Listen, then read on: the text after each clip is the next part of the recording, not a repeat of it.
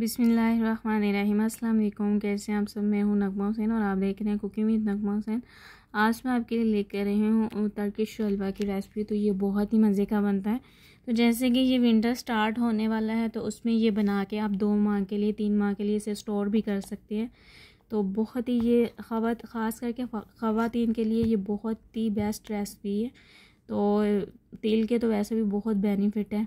यहाँ पे मैंने शुगर ली है पाउडर चीनी, तो उसको मैंने पीस लिया था। तो 1/4 कप वो ऑयल है, 1/2 कप पिस्ते हैं स्लाइस किए हुए, और तिल हैं 1.5 कप, और मिल्क पाउडर है 1 कप।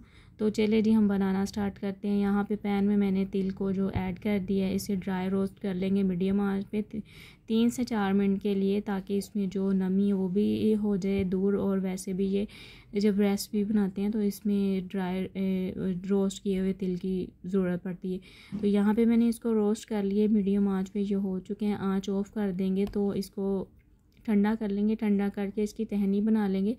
इस हलवे को तहनी भी कहते हैं और तहनी हलवा भी कहते हैं, टर्किश हलवा भी कहते हैं। ख़ास करके ये टर्किश में बहुत पसंद किया जाता है, उनकी फेमस है ये रेसिपी है हलवा की।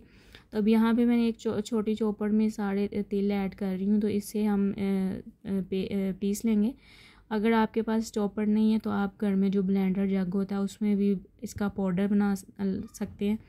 अब यहाँ पे हम इसको पीस लेंगे। पीसने के बाद हम क्या करेंगे, इसको हटा के इसका ढक्कन, फिर इसमें ऑयल ऐड कर देंगे।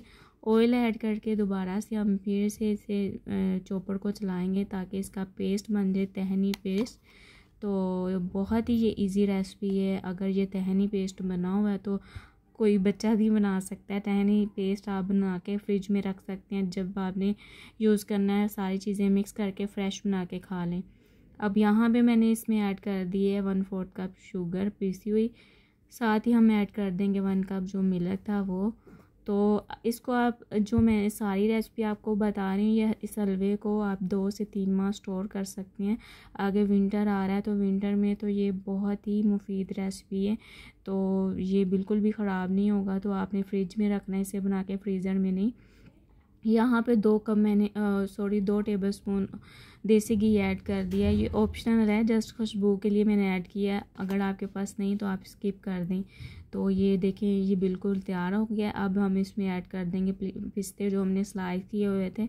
अच्छे से मिक्स करेंगे। तो अब ये बिल्कुल, ये देखें कितना आसान हमने हलवा बना लिया। अब इसे हम किसी मोल्ड में सेट कर लेंगे। तो ये बहुत ही मज़े का बनता है। तो इसकी खुशबू इतनी मज़े की लग रही है।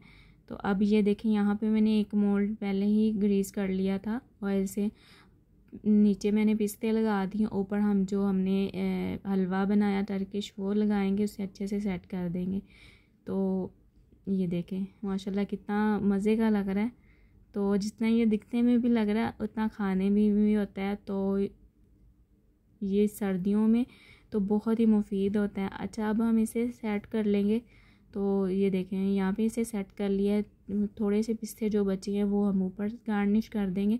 तो इसको हम 2 घंटे के लिए फ्रिज में सेट होने के लिए रख देंगे। ध्यान रखना है आपने कि आपने इसे फ्रीज़र में नहीं रख देना। ये देखें इस तरह टैप कर लेंगे ताकि अच्छे से सेट हो जाए।